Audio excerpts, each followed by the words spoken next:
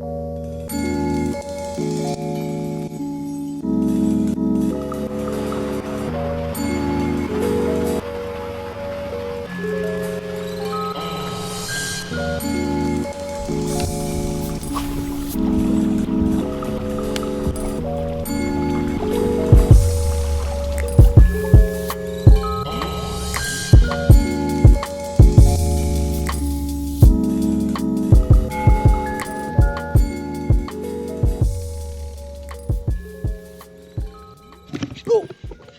Fiche! Je pense que c'est un brochet. Eh oui, c'est un brochet. On va le ramener, regardez comment l'eau est claire. Premier brochet. Non. On va... Oui.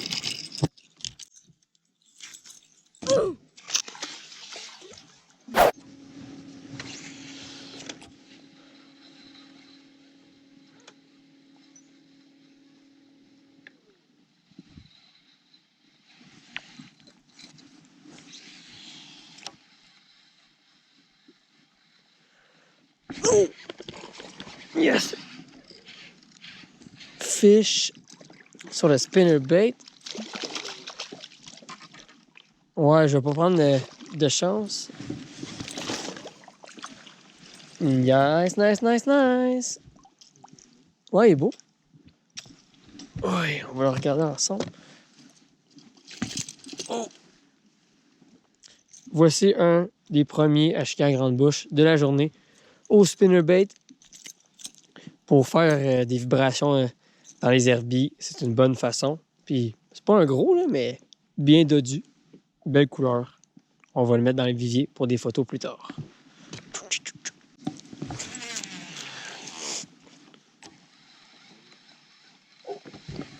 Oh! Oh, basse, c'est une nette? Ouais.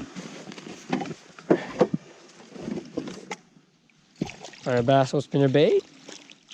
Ouh!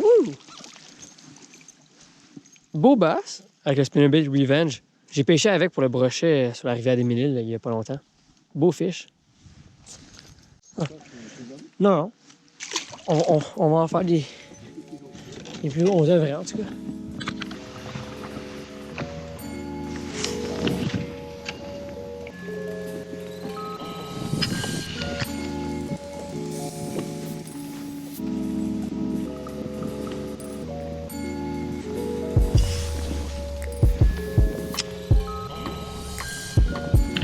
Oh!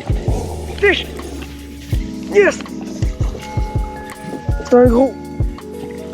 C'est un gros! C'est un gros! Oh boy! Attends! Wow, wow, wow, wow! Yeah! Ouais! C'est lui! C'est lui! Yes!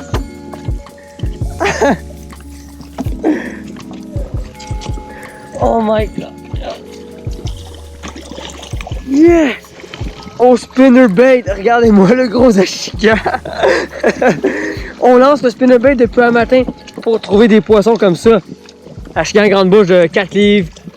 On va le peser là. Il est vraiment gros, wow! Nice! C'est lui! C'est lui!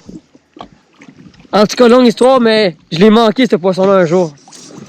Wow! Vous venez de voir qu'est-ce qui s'est passé. Je viens de prendre un gros achigan avec le spinnerbait chartreuse, parfaite imitation d'une perche chaude. Et ici, au lac Memphremagog, il y en a pas mal. Les poissons se nourrissent pas mal de petits poissons et de perches chaudes. Je l'ai ramené avec ma canne EVX de Okuma à Garcia Rivo S avec un gros fil tressé. Je le ramenais tranquillement proche d'un arbre. Et cet arbre-là, il y a 2 mois, j'ai raté un gros achigan à grande bouche. Et je pense que je viens de le reprendre parce qu'il est très similaire à celui que j'avais manqué. Boum! Regardez-moi le beau poisson. Un poisson comme ça, là, il doit faire 4 livres et demi, peut-être un petit peu plus. C'est dans mes plus gros achigans, mais peu importe le poids parce que je n'ai pas de balance avec moi. Ça reste un poisson formidable. Sincèrement, le gars, il est très heureux, disons. Puis aussi, vous voyez qu'en automne, les poissons, ils mangent bien, ils sont très très gros. Je vais le remettre dans les viviers pour faire des petites photos. Puis je le remets à l'eau dans pas bien longtemps. Ce poisson-là a besoin de continuer sa vie, comme on dit. Je le remets dans l'eau. On va prendre notre temps. Toujours important. Pour remettre un poisson dans l'eau, qu'il reprenne des forces.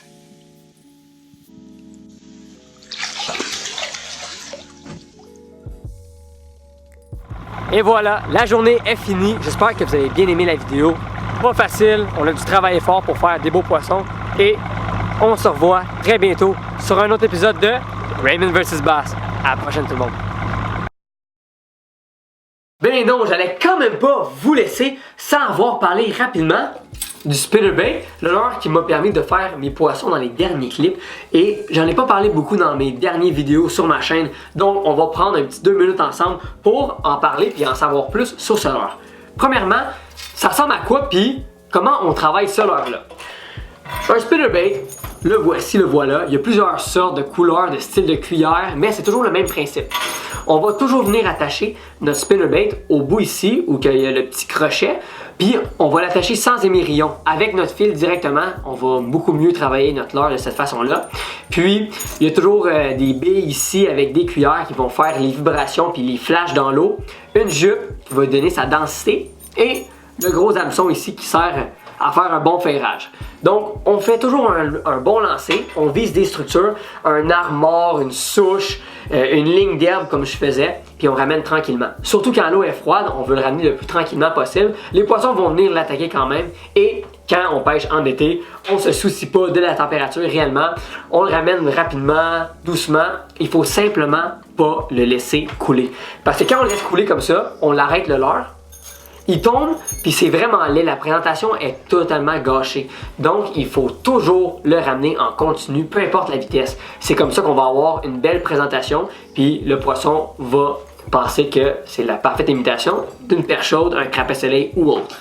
Donc, c'est comme ça qu'on travaille le spinnerbait. Pour l'équipement, moi j'aime toujours utiliser une canne lancer lourd pour le ferrage surtout et le contrôle sur notre leurre pour faire des visous et des tirs très précis. Donc, moi ici, j'ai un moulinet avec 30 livres tressés, c'est le Revo S. J'en ai parlé dans ma vidéo avec une canne de 7 pieds médium lourd, la canne EVX de Okuma. Très bonne canne. Puis, c'est l'équipement le plus approprié qu'on peut utiliser quand on pêche ce style de leurre-là. Et ça fonctionne super bien pour la chigotte, le brochet, autant en printemps, automne, été. C'est un super leurre, je vous le conseille. Puis il y a plein de sortes sur le marché des leurres, des spinnerbaits.